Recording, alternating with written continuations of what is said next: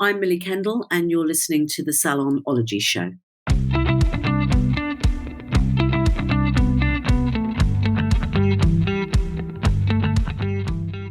I would like to take this opportunity to give a huge welcome to the inspirational beauty industry icon that is Millie Kendall. Now, this incredible lady and businesswoman has worked with major brands, heading up Schumacher in the US, bringing AVEDA, Stila and L'Occitane and Aesop to the UK before launching the makeup brand Ruby and Millie, which she started with makeup artist Ruby Hammer. Next up, Millie teamed up with Anna-Marie Solovey, the former beauty editor of British Vogue, to launch the first beauty boutique in-store and online, Beauty Mart. In 2015, alongside Sarah Guild, they launched Brandstand Communications. In 2007, she was awarded an MBE for her contribution to the cosmetics industry. In addition, Millie now holds the title of CEO of the British Beauty Council and is a true advocate for the beauty industry. But Millie is more than just a run of incredible business achievements. She's also a mum of 2 young ladies, a Tai Chi fan, an avid world traveller and a sushi lover. She's here to talk to us about all things beauty, regulation and how to speak up in business. So a huge welcome to the wonderful Millie.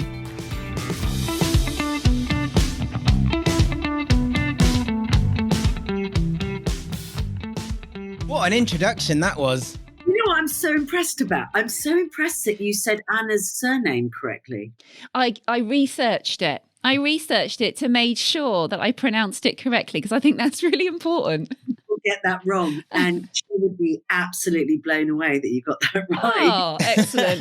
Yeah, no, I'm a Holly with an IE, and so many people spell my name wrong. They don't pronounce it wrong, of course, but it's so important, I think, to respect people's names and how you pronounce them. So, yes, I worked hard to make sure I pronounced it. Even the Schumacher as well. I wanted to make sure I pronounced that correct. Well done.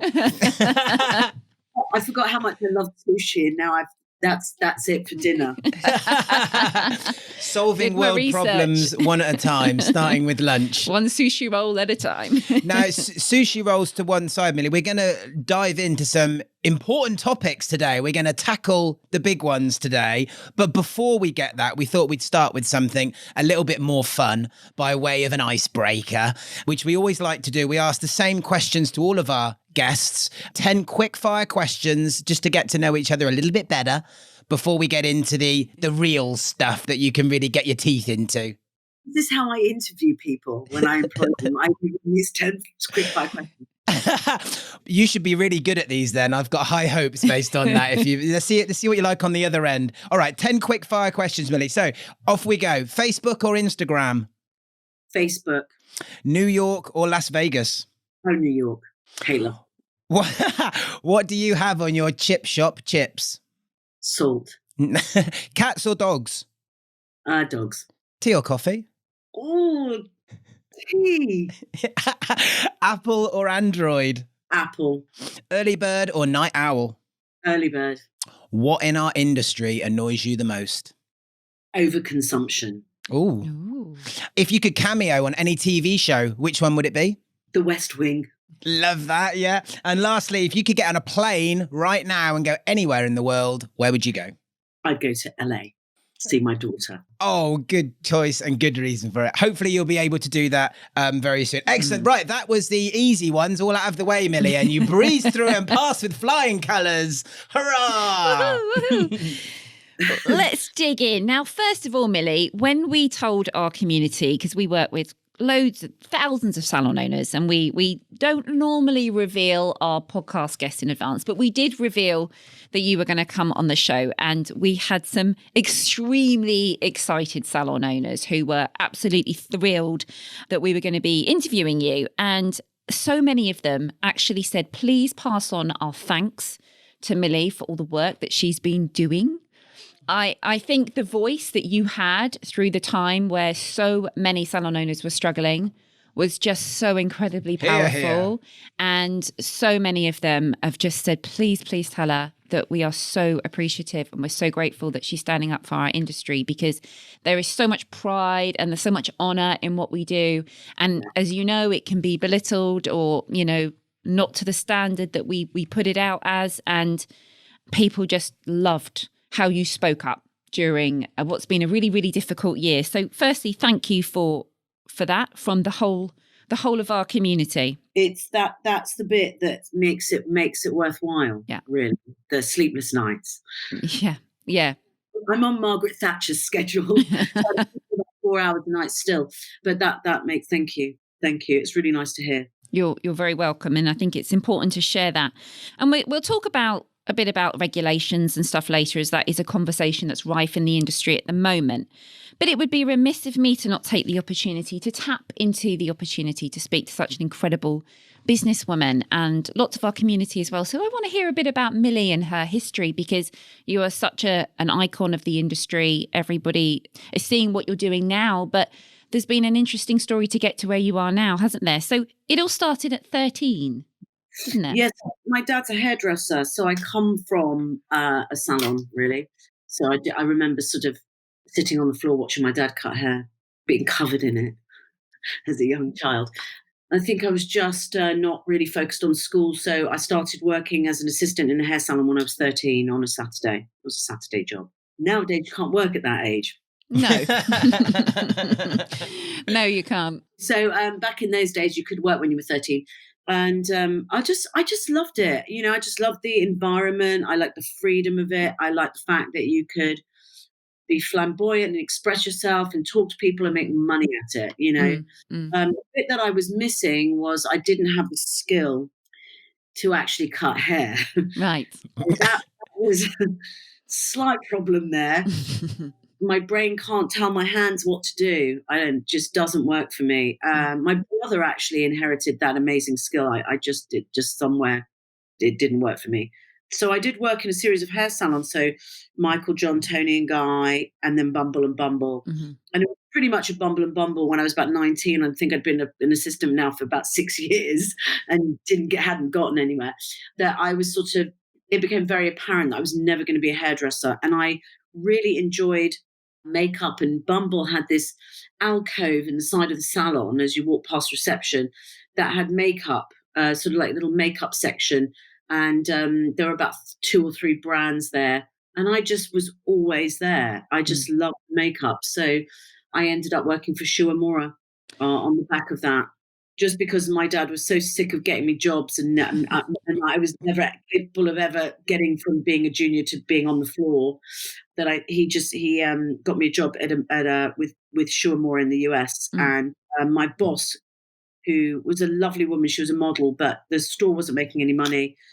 She walked out, and I took her job, and then the store made money in 3 months. So I turned it around, but I think it was just my passion for it, really. Yeah. It's such an interesting story. And I actually noticed in one of your interviews or one of the videos that you did about inspiring young girls, you say, which is so true of the industry, that being part of this huge cosmetics and beauty industry, it's not just about being on the front line. You don't have to be a beauty therapist. You don't have to be a hairdresser. There are opportunities in branding, opportunities in the manufacturing, in the formulations, and in the PR and the marketing. It's a huge industry with so many opportunities for males and females who want to go into it and get involved. And it's just a fabulous, wonderful, brightly lit industry.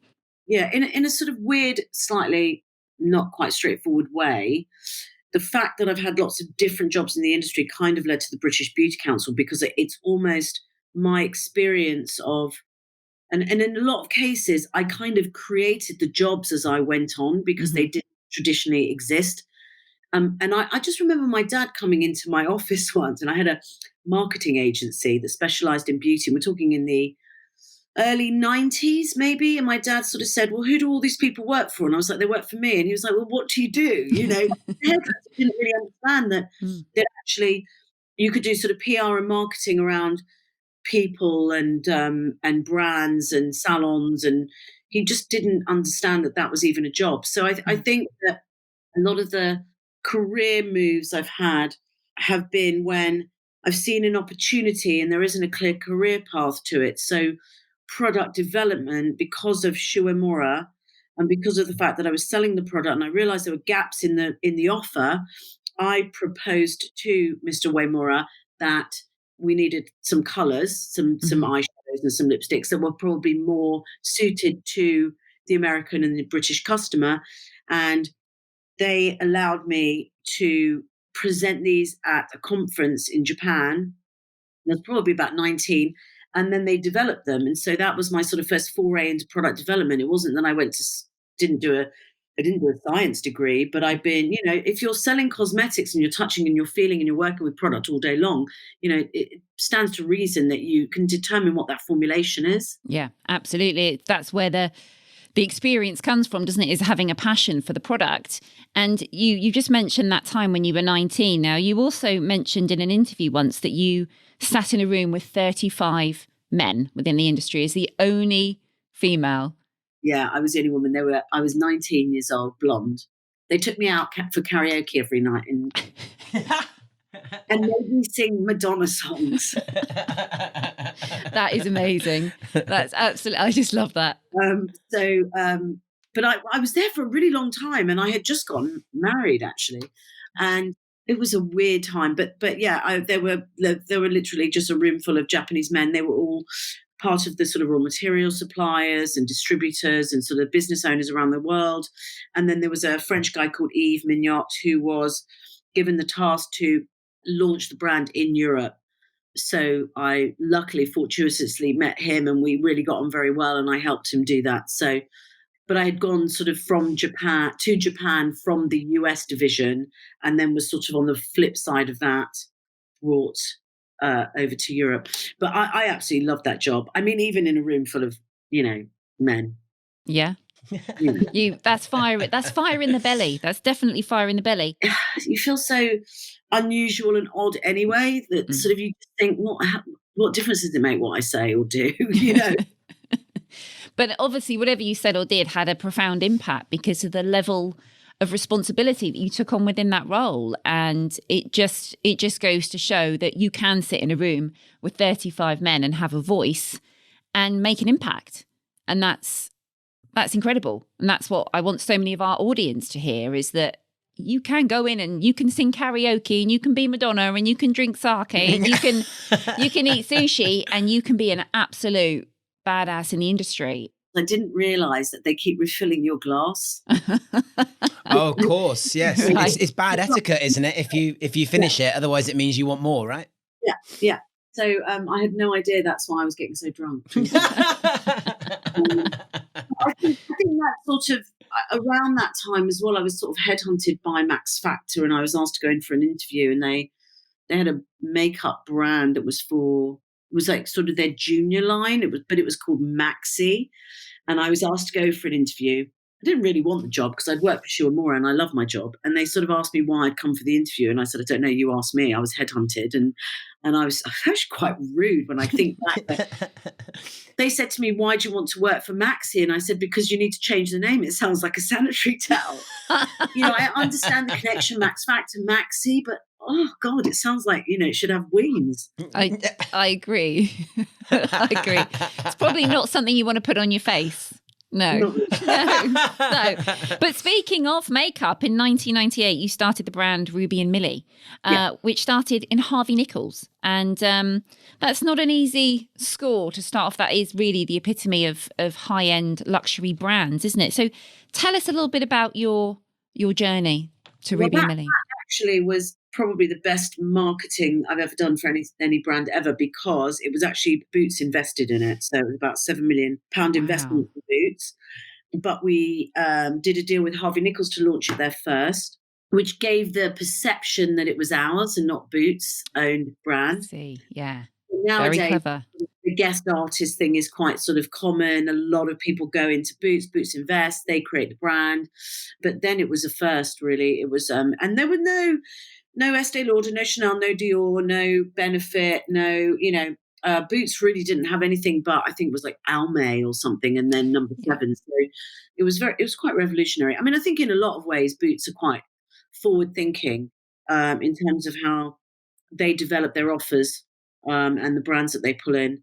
But a lot of people didn't realise that Boots were behind that brand from the off. But it was the woman that was heading up cosmetics at Boots had been at Harvey Nichols when I launched Sue Mora and AVEDA. So I'd already worked with her. And so we kind of concocted this plan And it was just that thing of like, Boots were delighted that Harvey Nichols were launching it first, and Lord Blythe, who ran Boots, couldn't believe his luck. Yeah, it was mobbed in Harvey Nichols anyway, because it was so reasonably priced, but it looked really good. Yeah. It was hard though. It's hard to put your face on a brand like that. That's the bit I'm never particularly happy or comfortable with. I love the development side of it. The 2 years of developing it were the best 2 years of my life. Really? Wow. But when it launched, I sort of, it was just a sort of years of panic attacks. You walk into a shop to buy nappies, and then there's a big picture of you on the wall. You just Did anybody ever walk up to you whilst you were next to the picture and say, "Are you the lady in the picture?" Ruby and I got accosted at the airport. I mean, we were once waiting for a cab at a bus stop opposite Harrods, and we got approached outside the Boots. There used to be a Boots opposite Harrods. It's not there anymore. We once went into the Boots in Piccadilly, and I don't know why, but somebody had retouched a picture of me. So I had done all the production and the sort of finishing touches to all the images, and there was a picture of me, and I had a hair, one of my blonde hairs, falling over my face. And somebody in post-production, and it must have been on a store level, had this great idea to overly retouch the image to put in a light box. And whilst they'd they'd wanted to remove the strand of hair. Retouching is quite difficult, especially, I guess maybe back then it wasn't as refined as it is now. Anyway, they'd removed the pupil of my eye. So, and Ruby and I had been at this launch at a restaurant around the corner from the store, and Ruby never drank really, but she'd had a drink. It was the launch for some Umbro thing, so it was full of footballers and whatever. And we walked into the store, and Ruby took one look at the picture and went nuts. We were asked to leave. My dad once got kicked out of one of the Boots stores because he walked in and it was filthy. The counter was filthy. So he went to the local Tesco's, got some Windex. So yeah, there were some funny moments. I mean, I'm pleased that you said that the touch up of the picture happened pre it being released, because I was sort of imagining you saying there was a huge picture of you somewhere in the middle of Piccadilly and somebody had drawn like a big mustache or something on. No, it was actually in the store on a big laptop. No, it was. It's funny because Ruby doesn't drink. She'd had a drink at this launch, and it was like a Saturday afternoon. We were with my friend Rob. Remember it like it was yesterday. The three of us walked in because Rob said, "Oh, I want to see the Ruby and Millie thing." And Ruby goes, "What's happened to your eye?" I think we were at LAX or something. We'd gone to LA to sort out some immigration stuff. And we got off the plane and we were waiting for our luggage, and somebody sort of approached us. And I think Ruby had been on TV, so she was more used to that than I was. She'd been on, what was it, the clothes show Style Challenge. So she was quite a well-known face. Yeah. I just did not like the lack of anonymity at all. Right. I guess some people just shine in that light, don't they? And some people are like, I would rather just stay doing what I'm doing and just don't enjoy it. I mean, even Ryan got spotted over the weekend, didn't you? First time ever. Yeah, first time ever. Accosted in a restaurant.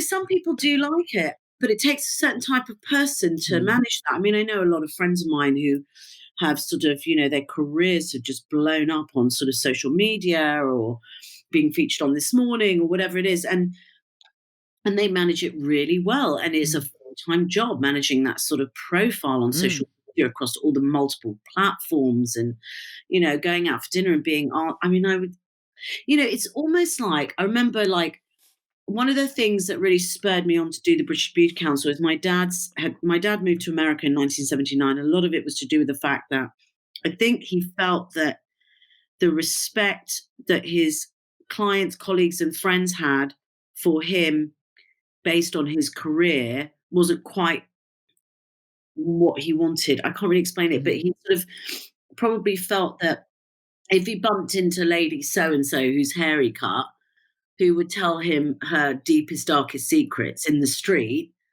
she wouldn't stand and talk to him because he was just her hairdresser. And so I think that there was always this sort of challenge with the perception of people working in our industry. I think nowadays that the tides changed slightly. Mm. But one of the reasons why I wanted to do the British Beauty Council was I felt that we didn't quite have the level of respect we need really to move the industry on. But equally, I just think I got quite sick of being asked in the playground what mascara people should use. And I'm sure that my dad probably didn't want the only level of conversation to be about what do you think I can do with my hair? Mm. Because Yeah. I think, as a hairdresser, he might actually be interested in other things. Yeah, absolutely. We're not that one dimensional. And I think that there's, we shouldn't have to prove that to people. But I do think that there's a sort of, there's a level of intelligence that is required to work in our industry that is probably not understood.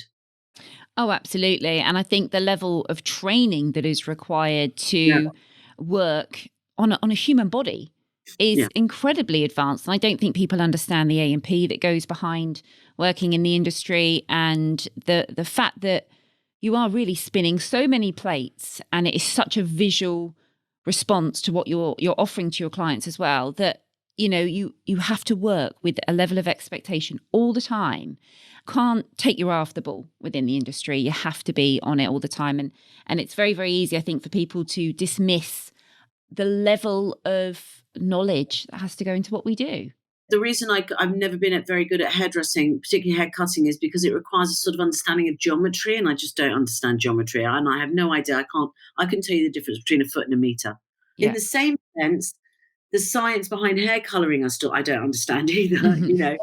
I know what I want things to look like, but I just don't get that. And you're right, the anatomy, physiology that goes into beauty. I just don't think people quite understand the sort of in-depth, training, and even down to being a nail tech, the contraindications, the things that you have to understand. I mean, at the end of the day, you're breaking skin sometimes, Yeah. Yeah, absolutely. Now, talking about being on that front line and, being in the industry, your dialogue is often around female empowerment, which I absolutely love. And you said the industry is still dominated by men with an agenda, which unfortunately means that if you're a radical or renegade woman in beauty, it's a big uphill struggle even today. So for any ladies listening that want to break down that wall, what would you recommend? Well, I mean, I think the thing is that our workforce is predominantly female. It's just that there are generally men at the top, still in the top jobs, which I think is just astounding. I think that's changing. I think we've, listen, having a female vice president, if she ever gets into to the job in the US, is probably going to be a big shift for the world, really, quite frankly. Having said that, it's bizarre that it's just taken so long. But I think that, unfortunately, the problem is that the louder that you shout and the bigger your voice, the more hysterical people think you are. Yeah, very, very true. Yeah. And so, and I'm the last person to sort of give advice on how to not come across as hysterical, because I probably do come across as hysterical most of the time.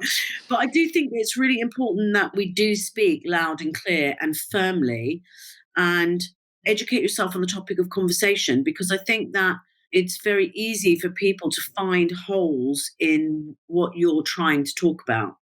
And like I said, if I say something and my boyfriend, for example, says something, it's the way I say it sometimes doesn't land as well. And it's because maybe I'm more passionate and more fiery or whatever it might be, but just sometimes, you get that sort of somebody looking at you like you've gone a bit mad. So I do think how we deliver information is really important.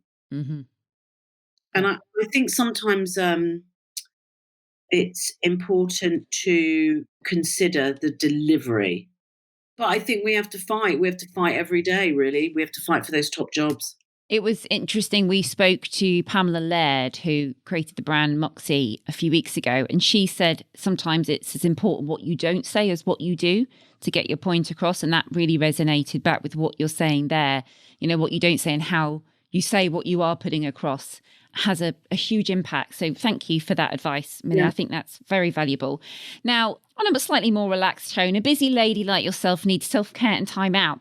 I know that you like to take your time getting ready in the morning. You treasure your time at your makeup desk listening to your music. Yeah. But what about the salons you visit? What's your go-to treatment? And do you find yourself overthinking the experience? Because I know I do. I'm breaking down what they're doing. Can you go and relax, or are you thinking, Well, I "Ooh." used to be able to go and relax. Now I feel a bit like the hotel inspector. Because of the whole compliance thing, I think that the minute I walk into any salon, people pull their visors down really quick. I don't feel relaxed that much as I used to. I think, what do I do? Well, I do like to have my nails done on a Saturday afternoon, and I do that with my daughter. So I do that quite regularly, probably every other Saturday. And I do like having my hair done. Facials, very lucky, get offered a lot of facials. Facials, I probably don't see the same person all the time. I'm very loyal with the hair, pretty loyal with the nails. I've got 2 salons I go to. One is near my office and one is near my home.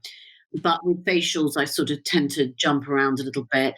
I think I probably would like more body treatments, but I do like to have those in my home. Do I break it down? Probably. I'm very conscious that, for example, if they go in to cut my cuticles and I don't want them cut, that if I say that, I feel like I'm very funny. First of all, I pay for everything, as you know. I feel like as the CEO of the British Beauty Council, you know, you can't like have everything for free. I'm very conscious that I pay, and I get very paranoid if I haven't got cash for tips. Yeah. But I think probably with my hair, I'm a bit more upfront, and I'll say it's not quite blonde enough at the front, or I'm very detailed in what I tell my hair colorist I want. Mm-hmm. And there's usually a massive conversation before she even starts. So it's a big consultation, because generally I want something that I had 20 years ago when my hair wasn't grey. With facials, I kind of let them do whatever they want. With my nails, I oftentimes overthink telling them, please don't cut my cuticles, as they're starting to cut my cuticles. And I guess with body treatments, I find it very hard to relax. So if I'm having a massage or a body treatment, I don't relax very well during those treatments, and I do overthink. Yes. So I'm usually lying there thinking, oh God, did I leave a tap running? Oh God, did I, did I fall off the towels? Or, oh God, does my house look a mess? Or, I think that's probably true for most people, I think. Yes. Yeah. Let's talk a little bit more about your role as CEO of the British Beauty Council then, Millie, if we can. And just for anyone who's listening and maybe has been living under a rock, because the British Beauty Council have been everywhere, so especially with everything that's been going on this year. So just to recap, they're a non-for-profit founded to represent the voices, opinions and needs of the British beauty industry. And we're talking here, as you've already touched on, from like top to bottom, right? Everyone. It's not just therapists. It's not just stylists. We're talking from hairdressing to cosmetics, cosmetic surgery, therapy, spa, education, training, marketing, sales, logistics, the whole works, right? Literally everyone in the industry, okay? And working specifically to engage politicians and business leaders about the value of the British beauty to both the economy and its role in the UK, its creative and cultural character, right? And the British Beauty Council ambition is to ensure that the beauty industry is recognised and valued at all levels of government throughout the wider economy and by consumers. Wow, what a mission statement that really is. What a big job that is that you took on. You really don't.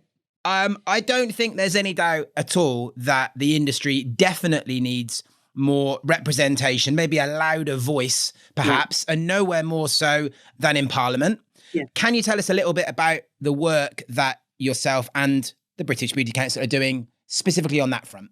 Yeah, so I guess the thing is, so just to sort of rewind, there's loads of things. Sort of one is sort of the careers piece and all the different jobs that we can do in the industry. The other is obviously my own personal experience, never really been taken seriously.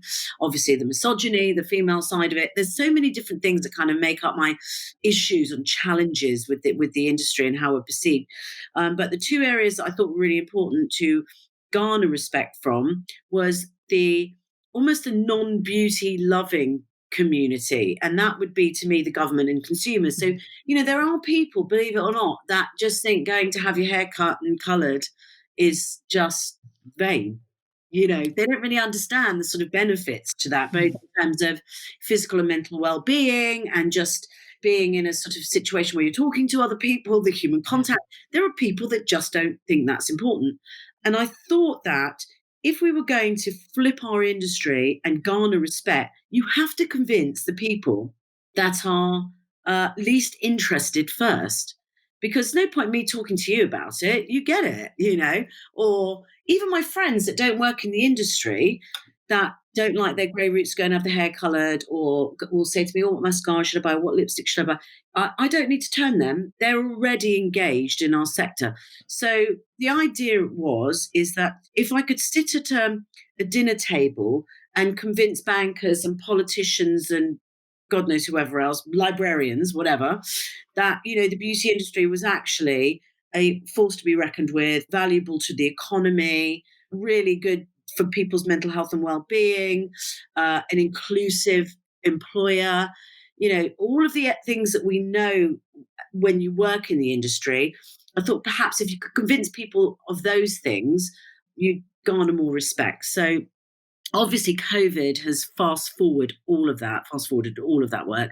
And so part of the work was to engage with government. So we started with talking to the Department for International Trade, and that was to do with product export and import based on obviously the real threat of Brexit, because obviously that's around the corner. So it's very worried that we were running out of time and nobody knew what to do with the labeling and the packaging and what the VAT laws were going to be and customs. And there's so many things that we still don't really know about what's going to happen with Brexit.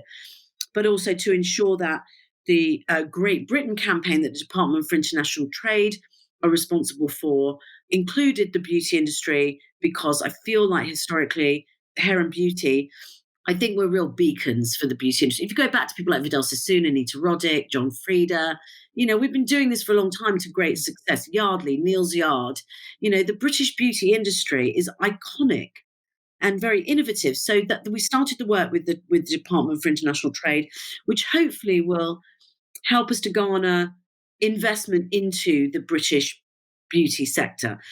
And then obviously fast-tracked with COVID into working with Business, Energy, Industrial Strategy Department, working with them on the guidance and really sort of putting the services sector on the map with government, because there was no sector-specific representation with BEIS, which was shocking to me. When this all kicked off back in March and I contacted the government, there was nobody that would talk to me that was responsible for the hair and beauty sector. Now there is.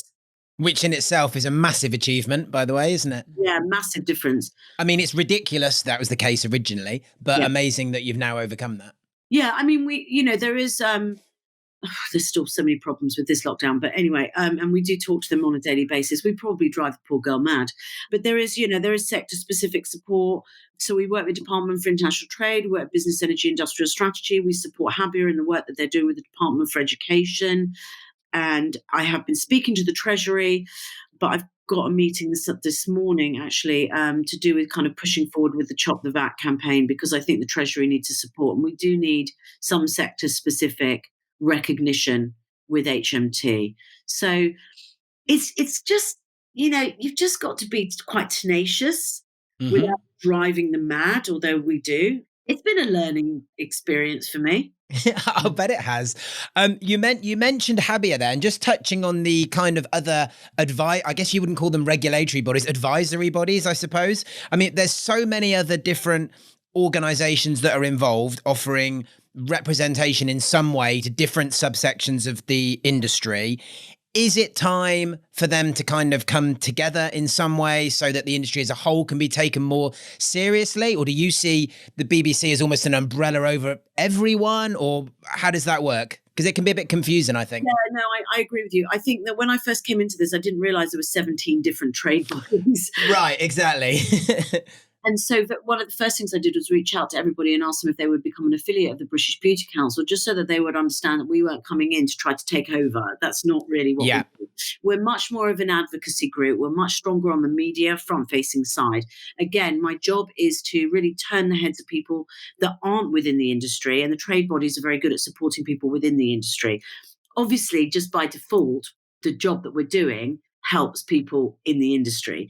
But I've worked with NHBF, I've worked with Babtac, UK Spa Association, CEW, CTPA, Habia, Hair and Barber Council, Beauty Guild. I work with all of them. I don't really have any issue with how they operate and who they represent. I think that they each have their own niche, but we're definitely a different kind of organization, because I think that trade bodies focus directly on industry, and I think there needed to be a sort of, like the British Fashion Council, an organization that was more consumer facing and more understood by the consumer. If the consumer is going to have a treatment, for example, how do they know? They wouldn't know to contact, I don't know, the NHBF, for example, to find out whether the practitioner needed a license or what the rules and regulations were. The British Beauty Council is somewhere they can go for that kind of information.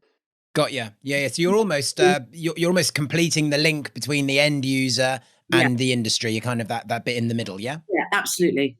Okay. We do a lot of the guide. I mean, obviously, I'm not. When I say we probably worked on the guidance, what we will do is continue to support the trade bodies. Like, don't ask me to go through the rules and regulations for a beauty therapist. I'm not a beauty therapist. I wouldn't know what to look out for. But obviously, Babtac, being the experts, will go through the guidance with a fine-tooth comb, make their suggestions, and then, quite logical. And then I can read it and go, yep, that makes sense, or that might be a bit too complicated. So we all work together, really. Do you know, we work really well together. Which is a good thing, definitely. Yeah. Definitely a good thing. On the 31st of October, we were all on a government call just after Boris's announcement, laughing about how ridiculous it was that we were on this call with government officials at 8:00 at night. But, we all pitched up and we all, clubbed together. So, yeah, it's good. You mentioned that you're not a therapist and have ever been a therapist. It might shock you, Millie, to learn that I'm also not a therapist and never have been. And as someone who entered the beauty industry later on in my career, one of the things which always shocked me, and actually still shocks me now, is how easy it is for people to get started, seemingly who might also have not as much experience as an outsider looking in might think they should have. People could administer treatments with seemingly very little training rather. Regulations in the industry, I think, and I'm sure everyone would agree, need to be discussed at a much, much higher level. And I think that this year has highlighted some of that. It's meant that there has been room for the conversations to take place, which maybe is a positive out of some of what's come out of this year. What is the BBC's role going to be within that? And, are we ever going to see the industry being properly regulated, like some of other industries, in the economy are? Yeah, so the bonus to the beauty industry, and why I say it's very inclusive, is that you can start a career in the beauty industry at any age of your life, in any stage of your life. You can have kids that go to school, you can work part-time, you can work 1 day a week, 3 days a week, whatever it is. So we are very inclusive in that regard. I do think these one-day courses that teach fillers, Botox, all that kind of stuff, are just, they need to be eradicated. 100%. I think we're all in agreement with that. You're right. COVID has really flagged up. I was just talking to a journalist this morning about this, about how, and she said, do you think this is the right time to push for regulation? I said, well, yeah, because I think COVID's really brought that to the forefront, that actually this is incredibly important. The challenge is that we're not a regulatory body, but if the majority of the industry organisations, the trade bodies, want regulation, we'll support. The problem is, how do we regulate? How do we get from A to Z? And I don't think that's been presented by the trade bodies yet. And I would urge them to put together a plan, a critical path of, this is what we're going to do, this is how we're going to do it. And that way then we can support in earnest. I think that at the moment it's just talked about of, do you want it, do you not? Well, we know we want it. I think the insurers want it. I think the government would like it. But the government aren't going to regulate our industry. We have to self-regulate. And that is very expensive to do. So how's that going to work? And one of the things that we're trying to organise for January is a global beauty summit. So we get a lot of organisations like British Beauty Council, Babtac, UK, NHBF, but from the US, Asia and Europe together at a meeting to discuss reputation, regulation and recruitment. Because those are the three things, I think, in the services sector that we're struggling with. And partly because we're not regulated, our reputation isn't quite where it should be. Therefore, we can't recruit, if that makes sense. So those things to me are all kind of tied together. So if we want to future-proof our industry, we have to look at how we're going to get to the point where we can regulate. If you look at the US, for example, I mean, it would stand to reason that we do maybe a blanket cosmetology license, but even in the US, that's state by state. And I don't really know what happens in other countries. So I really want to sort of listen and take all that in and figure out what the best way is. But I don't think we've got anything really planned yet. And that would be the next step for me. It definitely seems, however, to me, though, that we are further on just from having some of these conversations than we would have been 6 months ago. You know, just people talking about it has got to then be a good thing, a step in the right direction to have some of these conversations. I can't help but think there's some sort of deep-seated, rooted, as you say, misconceptions with the industry as a whole by people who make decisions in this country, which by the sounds of things, you're already making wonderful inroads into, but that is going to take time because the paradigms are so, you know, ingrained. If you look at some of the draconian stuff that goes on in this country, then, you know, I think it's going to take time to break that down, but it's time for those conversations, you know, to start, isn't it? It's got to be. I mean, I think we need to start it. I think what's happened is with government, and this is sort of, and I'm just, you know, being really candid. What happened was because we're close contact services and they were worried about infection rates, obviously the reopening of the hair and beauty sector took a lot longer than it should have done. And it was this staggered approach that I don't think government sort of intentionally went, oh, you know what, we're going to hold back the beauty industry. No. It's not like that. It's just that they just didn't know whether this high risk zone, I still think is a terrible use of words, was going to have some sort of impact on the R rate. Obviously, it's not. The R rate in our businesses is no higher than any other business. So that was absolutely rubbish. We now know that. We're using medical grade levels of PPE. So this is not a problem anymore in terms of how, you know, the beauty industry operates. But what I did learn during that period was if I said there's 12,300 salons that are VAT registered, they don't really listen to me. What they do is they go back to statisticians that sit within the government and they ask them, is that true? And what happened was these statisticians said, I don't know, let me check. And then they went to have a look at ONS figures, the Office of National Statistics and Companies House, and they were trying to look at how many businesses we've got and what types of businesses we had.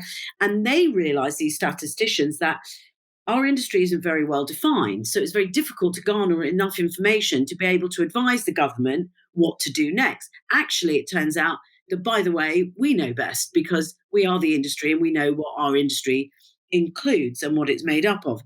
And so after sort of all of the sort of worst of this, when we sort of reopened, I made friends with somebody in the statistics office. It turns out that the government basically look at every industry based on a code, and our code is Europe-wide, and it's 9602. And basically it's not even a code, it's a subdivision of another code. And because the code's not been updated since 1948, our industry isn't represented accurately. So it's represented as a subdivision of another code wedged between funeral services and dry cleaning services. It's not a code of its own. It doesn't describe the depth and breadth of the industry. So the government don't know the difference between a nail and a nail salon and nail technician. You know, the fact that the government repeatedly refer to us as parlours. Oh, don't say massage parlour, whatever you do. It's something out of a 1950s film, isn't it? Because it's been updated since 1948. Yeah. So, you know, the first thing we need to do is once you start to peel the onion and you find out all this stuff, you think, my God, that's so obvious. We need to fix this. This is the bit that we need to fix. So that's a piece of work that's going to be a challenge. But if we can fix that, then it's a domino effect. It'll snowball and we'll start to build more recognition and respect, I think. I can't think of one salon owner that I've had the conversation with about who isn't in favour of regulation in some way. But what can the people listening to this back, what can they do to help? What can they do to help push forward the conversation to ensure that, you know, 2020 doesn't go away and some of the momentum gets lost, Millie? How can we make sure this remains, you know, a topic of conversation? I mean, I think that one of the things I think that's really important is to understand is that the industry bodies, and there's a lot of sort of criticism of the industry bodies on social media on a sort of rolling basis. And one of the things to understand is these are your businesses. You have to take ownership. You have to lobby government. And we're not asking you to lobby central government, but we are asking you to reach out to your local councillors and MPs to continually champion businesses in your area. And I just think it's really important that the onus doesn't just get dumped in the laps of the NHBF or the BAP, whoever. The onus is on you as business owners to create a relationship with local government. So therefore, when we try to push these things through central government, we've got local MP support. Yeah. If we're the only ones doing this, we're not going to get anywhere. So buddy up and chum up with local councillors and local MPs.